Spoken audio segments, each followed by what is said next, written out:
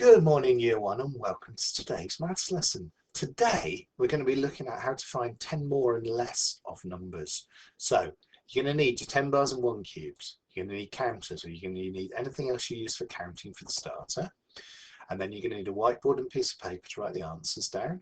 And you're going to need 100 square. Now, I will have put 100 square PDF at the end of this lesson, but also you could get one on screen.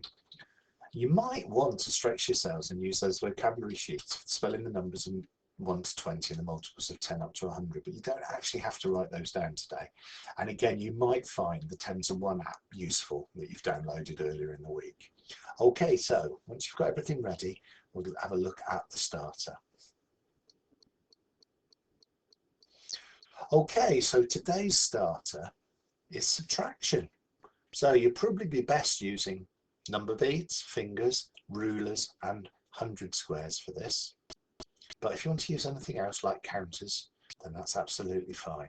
So when you're ready, when you've been through the answers, grown-ups, start the video. When you've done all the answers, start the video again. Okay, welcome back, Year 1. So the first one, 8 minus 4. If you counted out 8 on your number beads and then took away 4, you'd be left with 4. Next one are probably again number beads is your best option, but you could use 10s and 1s. And you'd start with 16, you count back 4, and you'd be left with 12. 9 minus 3 gives you 6. And 12 minus 4, start with 12, count back 4, and that leaves you 8. The next one, 18 minus 10. So 18 minus 10, well, if you were to use 10 bars and take away one 10 bar from your 10 and your 8 units, 8 ones, you'd end up with just 8. Now it's turning it around. You're starting with 18 and you're trying to reach 9. So this is probably best to do on a ruler. Count back from 18 all the way back to 9, which is 9 jumps. And the answer is 9. 13 minus 7.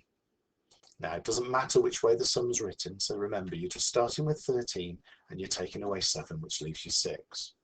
And this time you're starting at 15, which is 2 more than 13, so your answer is going to be 2 more, and it's 8. Now, the blanks. You're starting at 19 and you're counting back to give the answer 10. So how many jumps do you need to get to 10? That's right, 9. Or you could have taken away the 9 ones. Now, we could use commutative to work this next one out. We know that 19 minus 9 makes 10, so we would know that 19 minus 10 makes 9. Next one, 20 minus something makes 0. Well, if you've got 2 10 bars out and you take the 2 10 bars away, you've got nothing left. So that would be 20 minus 20. And then on a ruler, counting back from 20 to 5, which would be 15. Again on your ruler, 28 minus something gives you 6. It's quite a big jump. And the answer is 22. This one's actually easier, although the answer's a bigger number. So you're starting at 28 and you need to jump back to 17, and that would be 11 jumps.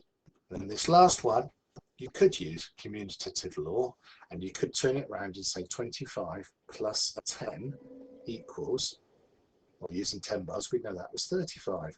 And then we know that we can turn it around and we've got 35 minus 10 equals 25.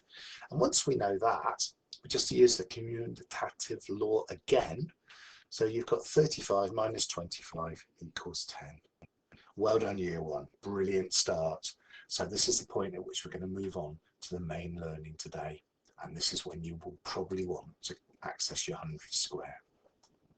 Okay, so this is very similar to what you did yesterday, where we've been asked to add 10 more and 10 more and 10 more and 10 more to a number.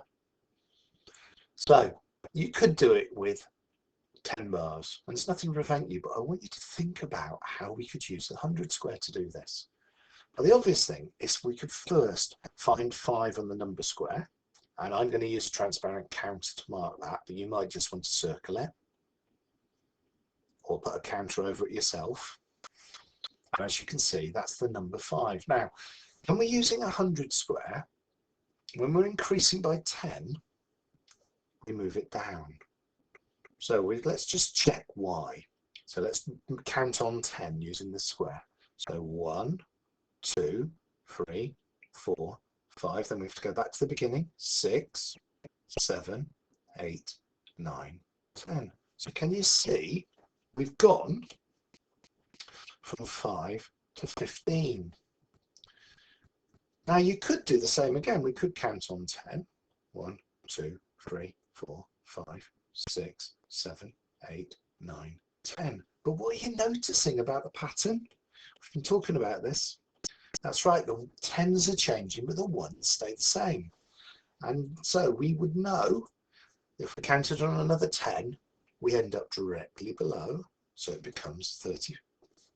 So it becomes 35. And then you can probably predict what the next answer will be. So have a little think. That's right, we're going to count on another 10, which drops it down another 1. So it's 45. Now, you also can go the other way. If we start at 44, as the number says, and we count back 10, which is 10 less, let's do that together. So we've got 1, 2, 3, 4, 5, 6, 7, 8, 9, 10. What have you noticed happens this time? That's right, when you're doing 10 less, it moves upwards. So we'll just check that again. Now we're on 34 and we want to do 10 less. Bet you can already predict what it is, but let's see if we're right. 1, 2, 3, 4, 5, 6, 7, 8, 9, 10. Well done, it's 24. So 10 less again would be, we just move straight up, don't we? 14. And 10 less again. Sorry about that. 10 less again would give us 4. Okay, so that's how you do this. What you need to do, grown-ups, is the smallest number you could write here is 40 something. And if your child can explain why, but you could go all the way up to 99 if you wanted to and count back. And for the first ones, for these ones, the biggest number you should write here is probably 59. And again, if you can get your children to explain why I'm saying that's the biggest number, that would be brilliant. And if your children are really confident with going over the 100 barrier, you could use bigger numbers. However, make sure your numbers never are smaller than 49. Okay, sorry, smaller than 41.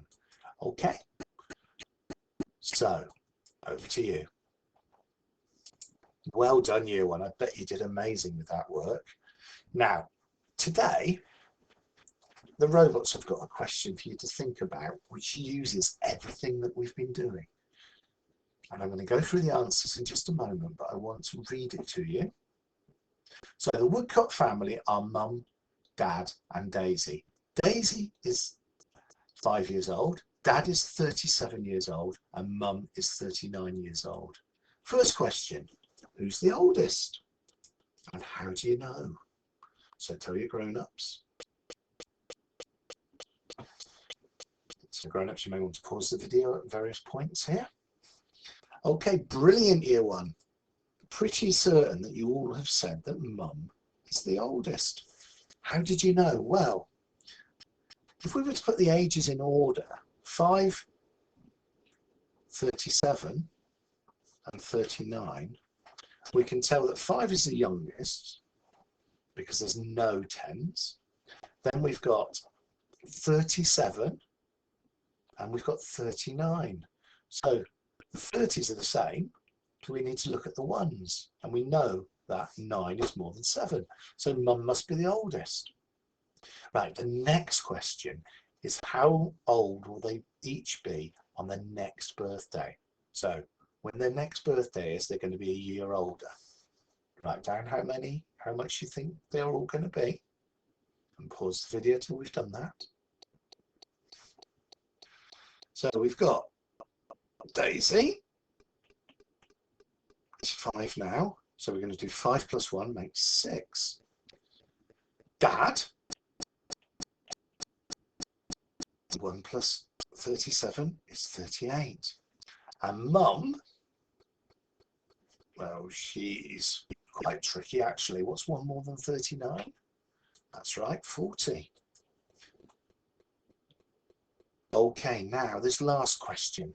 How old will they be in 10 years' time?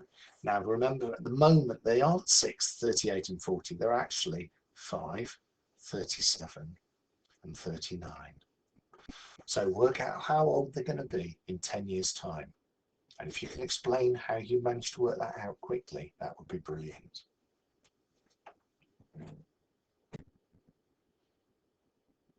Okay, well done, year 1. So basically, if you were to write the numbers out, if you were to use 10s and 1s, you'd have 5 cubes for Daisy at the moment. And if you added a 10 bar, or if you're using a number square, you'd go up from 5 to 15. So Daisy would be 15. Dad, I'm not sure he'll be happy about this, in 10 years is going to be 47. And Mum, in 10 years, is going to be 49.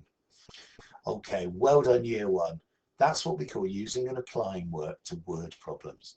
And you've done really, really well today. Can't wait to work with you again tomorrow.